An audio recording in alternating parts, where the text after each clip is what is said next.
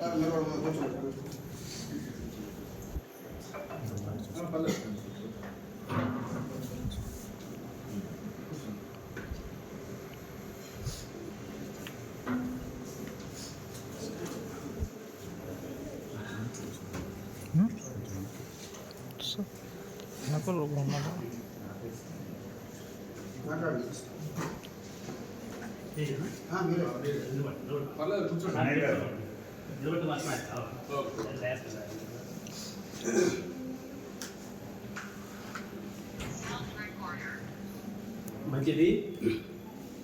ఈరోజు ఎల్వి ప్రసాద్ నేత్ర వైద్య విజ్ఞాన సంస్థ ఆధ్వర్యంలో 18వ వార్షికోత్సవ కార్యక్రమానికి ఆశీనులైన పెద్దలందరికీ నమస్కారాలు, వచ్చిన వాళ్ళందరికీ ధన్యవాదాలు. అయితే నా పేరు బోదాల చిన్నయ్య, మాది కొత్తగా ఏర్పడిన మార్కాపురం జిల్లా పుల్లలసిరు మండలం నాయకపాలెం గ్రామం. నేను జనరల్గా 10వ తరగతి వరకు చదువుకున్నాను, హై స్కూల్ జనరల్ ఎడ్యుకేషన్. ఆ తర్వాత చిన్నప్పటి నుంచి కొంచెం రేజిగట్లాగా రోడ్డు మీద సరిగా కనిపించేవి కాదు. తర్వాత అది శుక్లాలుగా మారి ఆపరేషన్ చేయాలన్నప్పుడు హైదరాబాద్ సరోజినీదేవి కంటి హాస్పిటల్ వెళ్తే 2010లో కంటి ఆపరేషన్ చేశారు. అప్పటికే క్రిటికల్ పరిస్థితిలో ఉన్న నా కంటి చూపు రావచ్చు రాకపోవచ్చు అని డాక్టర్ నిర్ధారించారు. ఆ తర్వాత చిన్నగా క్రమేణా గ్రాడ్యువల్గా చూపు మందగించటము, చూపు కోల్పోవడం జరిగింది. ఆ తర్వాత నేను చూపు పోయిందన్న బాధతో నేను మార్కాపురం నుంచి గుంటూరు వెళ్తున్న సందర్భంలో ఆ విషయం తెలిసిన తర్వాత ఎందుకు నాకు ఈ అంధకార జీవితం, ఈ చీకటి బ్రతుకు అన్న ఉద్దేశంతో నేను నా అసిస్టెంట్ అక్కడ ఉన్న సమయంలో రాత్రి అక్కడే ట్రైన్ లేట్ అయిన వల్ల అక్కడే ఉన్నాం. అతనికి తెలియకుండా, అసిస్టెంట్ తెలియకుండా ఇన్స్పెక్ట్గా నేను ఒక సొసైటీ చేసుకోవాలా, ఈ జీవితం ఎందుకు, అంధకార జీవితం నాకు అనవసరం కదా, సమాజంలో చిన్న చూపు వస్తుంది కదా అన్న ఉద్దేశంతో నేను వెంటనే అతను తెలియకుండా ట్రైన్ ట్రాక్ వరకు చిన్నగా తోడుకుడు వెళ్ళి అక్కడ నేను ప్రయత్నించాను సొసైటీకి.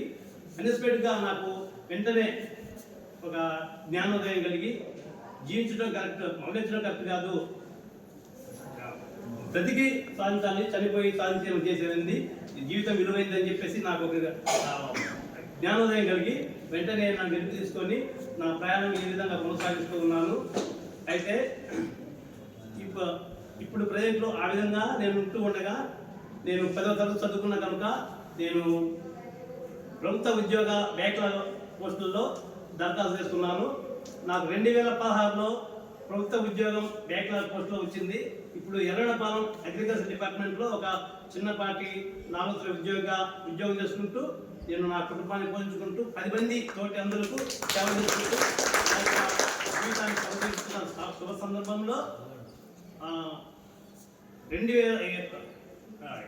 ఈ సంవత్సరము ఆగస్టు 20వ తారీఖున ఒక మా ఎర్రడపాలెం ప్రాంతంలో ఒక మహిళను ఇక్కడికి కంటి చూపు పరీక్షల కొరకు తీసుకురావడం జరిగింది. ఆమెకు కంటి పరీక్షలు చేయడానికి తీసుకొచ్చిన నన్ను పునరావాస సేవలు కన్సల్టెంట్స్ నా దగ్గరికి వచ్చి, సార్ మీకు విధించుకోవాలని అన్నప్పుడు నాకు వెంటనే నేను ఆల్రెడీ టోటల్ బ్రెయిన్ అండి, నాకు నో ట్రీట్మెంట్ అని చెప్పారు. నాకు రావచ్చు ఇన్స్టిట్యూషన్ వేస్ట్ వస్తే అయినా వాళ్ళు గైడ్ చేసి చూడుకోండి సార్, మనకు అలాగే కాదు, చాలా మీకు సేవ చేసే కార్యక్రమాలు చాలా ఉన్నాయి అని చెప్పి చెప్పగా వెంటనే వారిని వాళ్ళు సహకరించి డాక్టర్ సంప్రదించి హాస్పిటల్లో పరీక్షలు చేయించారు. ఆ తర్వాత వెంటనే ఈ రాదు అదే ఇది ప్రాబ్లం నేను చెప్పిన తర్వాత నన్ను పునరావాస కేంద్రం దగ్గరికి వెళ్ళి కౌన్సిలింగ్ ఇచ్చి ఇది ఈ విధంగా కొన్ని సేవా కార్యక్రమాలు ఉన్నాయండి అని తిరుమల కొండ గారు, అట్లే పవన్ కుమార్ గారు వీరు నన్ను వెన్ను తట్టి ఈ విధంగా చేసుకుంటే మీకు చాలా ఉపయోగమైంది, మీరు ఎట్లా ఉద్యోగం చేస్తున్నారో మీకు నిజ జీవితంలో చాలా ఉపయోగపడదని చెప్పి అప్పటి నుంచి నాకు వరుసగా 3 నెలలు ప్రతి నెల నేను ఉద్యోగం చేసే ఆఫీస్ దగ్గరికి ఇంటి దగ్గరికి వచ్చి తలుపు తట్టి నన్ను దగ్గర ఉండి వాళ్ళు చేతి కర్రతో ఎలా నడవాలి, డబ్బుల్ని ఎలా ఐడెంటిఫై చేయాలి, తర్వాత సూదిలో దారం ఎలా ఎక్కించాలి, తర్వాత 4వది ఇప్పుడు మనకున్న నా సిగ్నేచర్ ఎలా పెట్టాలి, గతంలో సిగ్నేచర్ పెట్టాలి, బ్యాంకుకి వెళ్ళి ఒక లోన్ తీసుకోవాలన్నా ఒక శాలరీ తీసుకుంటూ పెట్టాలన్నా కానీ ఒక సొంత కరెక్ట్గా లైన్ వచ్చేది కాదు. వీరు నాకు నేర్పించిన ట్రైనింగ్ తర్వాత డైరెక్ట్గా నేను సొంతకం సిగ్నేచర్ బాక్స్తో పెట్టినందువల్ల నాకు ఈజీగా ఇతర భారాల మీద కరెక్ట్గా నా సొంతం పెడుతూ నేను నా యొక్క సేవలు ఈ యొక్క సేవలు నాకు చాలా ఉపయోగపడినవి. అలాగే డబ్బుని ఎలా ఐడెంటిఫై చేయాలి అని నాకు కొంచెం అంటే నా యొక్క స్పర్శతో అయితే యొక్క సైకాలతో నేను డబ్బులు గుర్తిస్తుంటా. అయినా కొన్ని విధాలు మోసపోతుంటాం. ఒక చిన్న ఉదాహరణ, ఎడపాలెం పెట్రోల్ పంపిస్తుంటే అతను 500 కాయలు ఇస్తే నువ్వు 100 రూపాయలు చెప్పాడు. వెంటనే నాకు ఒక ఐడియా వచ్చింది, ఓహో నేను కనబడగట్టి 100 రూపాయలు ఉండు 500 ఉండు అని. ఎలా అంటే అతను తిరిగి పట్ట నేను నాకు 2000 కాయలు ఉందండి 500 లేదన్నా. అమ్మో అట్లయితే అందరూ చూసేవాళ్ళు నాకు తిరుగుతున్నా అంటారని చెప్పేసి వెంటనే నీకు ఇచ్చిన 500 లేదు సార్ కట్టని చెప్పి 400 ఇచ్చాడు పెట్రోల్. అది ఇలా ఉన్న సందర్భంలో నాకు వీళ్ళు ఇచ్చిన తర్ఫీదు కార్డు, ఒక కార్డు ఇచ్చారు కదా, ఈ కార్డు ద్వారా నేను 10 రూపాయల నోటు ఎలా గుర్తించాలి, 20 నోటు ఎలా గుర్తించాలి, 50 నోటు ఎలా గుర్తించాలి, 100 నోటు ఎలా గుర్తించాలి, 200 నోటు ఎలా గుర్తించాలి, 500 నోటు ఎలా గుర్తించాలి అని ఒక ఐడెంటిఫై తోటి నేను డబ్బును నేను గుర్తించగలుగుతున్నాను. కనుక వీరి యొక్క సేవ తర్వాత గూగుల్ అసిస్టెంట్, అలెక్సా, సిరి అనే వాయిస్ గూగుల్తో టాక్ బ్యాక్ వాటితో కూడా నాకు చాలా స్మార్ట్ ఫోన్లో నేర్పించారు. అవి కూడా నేను గూగుల్ ద్వారా ఏమైనా నేను డ్రైవ్ చేయగలను స్మార్ట్ ఫోన్ తోటి.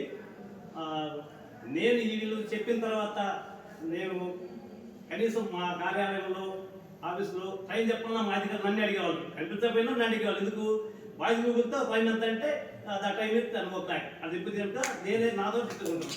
కనుక ఈ విధంగా సహాయం ఉపయోగపడింది. ఆ స్టిక్తో కూడా బాగా నడిపించడం చేశారు.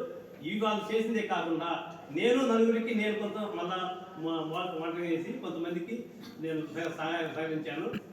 ఇది బాగుంది చేసుకుని చెప్పేసి మా తోటి ఎంప్లాయీస్కి, విజువల్లీ ఇంపైర్డ్ ఛాలెంజ్ ఎంప్లాయీస్కి నేను చెప్పగా వాళ్ళు కూడా వీళ్ళు సర్వీస్ ఇస్తూ ఉన్నారు. కనుక మీ సర్వీస్ చాలా గొప్ప సార్, వెళ్ళేది మీకు ఒక వరం లాంటి ఈ యొక్క కేంద్రాలు మాకు ఈ ప్రాంతంలో ఉండటం చాలా మంచి కార్యక్రమం సార్. కనుక ఈ శిక్షణా కార్యక్రమంలో సార్ ఇచ్చిన సలహాలు, శిక్షణ కార్యక్రమం ఇప్పిస్తున్నారు కనుక 3 నెలలు శిక్షణ కార్యక్రమం ఇప్పించిన తర్వాత ఒక సర్టిఫికేట్ ఇవ్వండి. ఆ సర్టిఫికేట్ ద్వారా మేము మాలాంటి చదువుకున్న వాళ్ళకి ఇంకో విధంగా ఒక శిక్షణ పొందడానికి కనుక ఇతనికి ఇది విషయం తెలుసు అనే ఒక ఐడెంటిఫికేషన్ ఉన్నది. కనుక సర్టిఫికేట్ ఇష్యూ చేయండి సార్. తర్వాత మీరు ఇక చాలా దూర ప్రాంతాలు ఉన్నాయి, మారుమూల ప్రాంతాలు, పుల్లల చెరువు ఆ ఏరియాలు చాలా ఇంటీరియర్ ప్లేస్లు, ఆ ప్రాంతంలో కూడా మీ సేవలు కొనసాగించి ఇంకా మరింత మంది విజువల్ ఇంపైర్డ్కి ఈ యొక్క సేవలు వినియోగించాలని, అలాగే ఈ మట్టిలో మాణిక్యాల లాంటి అందులో ఉన్నారు ఇక మా ప్రాంతంలో వీళ్లకు వృత్తి శిక్షణ కేంద్రం ఒకటి మార్కాపురం జిల్లా అయిన కనుక జిల్లా కేంద్రం కానీ ఒక మంచి ప్రాంతంలో ఒక వృత్తి శిక్షణ కేంద్రం ఉంటే మంచి నైపుణ్యం గల విజువల్ ఇంపైర్డ్స్ ఉన్నారు సార్ మా ప్రాంతంలో. వీళ్ళకి శిక్షణ కేంద్రం అయిపోయింది. తర్వాత మంచి టాలెంట్ గల కళాకారులు ఉన్నారు సార్. ఒక సంగీత శిక్షణ కేంద్రం కూడా ఎవరి ప్రభుత్వం కూడా పెట్టలేదు. మీ తరఫున సంగీత శిక్షణ కేంద్రాన్ని పెడితే మాలాంటి కళాకారులు అనేక మంది శిక్షణ ఉంది. మా యొక్క నిజ జీవితంలో ఉపాధి చాలా ఉపయోగకరంగా ఉంటుందని, ఈ విధంగా మీ సేవలు కొనసాగించాలని ఆశిస్తూ ఈ కార్యక్రమంలో ఇంకా ముందుకు తీసుకోవాలని ఆశిస్తూ చిన్న మీకు సమయం అందిస్తే చిన్న 5 నిమిషాలు పాడవాలి సార్. నువ్వే కళాకారులు సరే, ఈ అందరికైన ఆప్తస్థరమైన చిన్న పాట పాడుతున్నావు.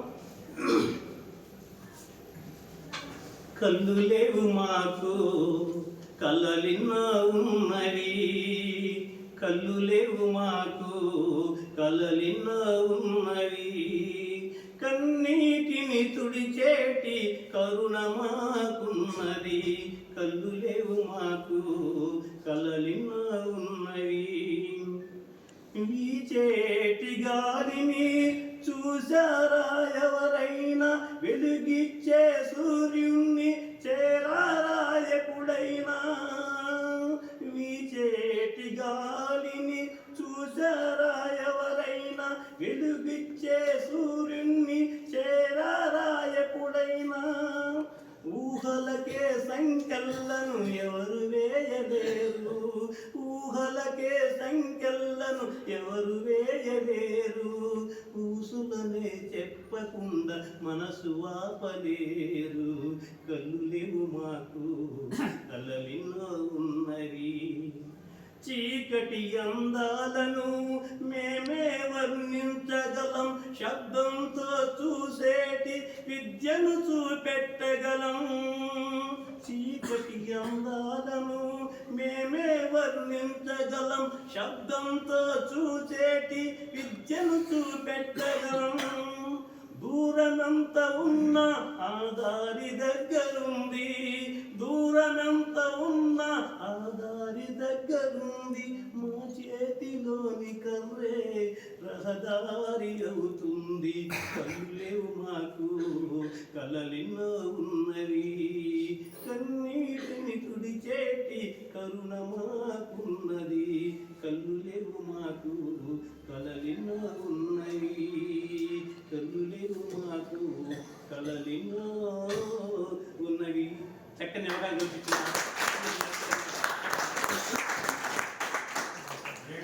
థ్యాంక్ యూ చెన్నయ్య గారు.